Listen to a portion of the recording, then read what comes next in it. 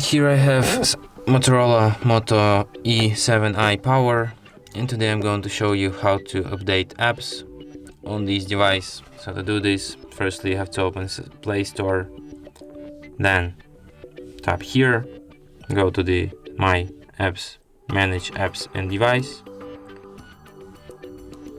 Updates Available, and here you can see all of your unupdated apps. You can update them one by one by tapping the update button next to them, or you can just update them all at once, but it could take some time, so it's for you to decide how you want to update them. And that's it. Thanks for watching.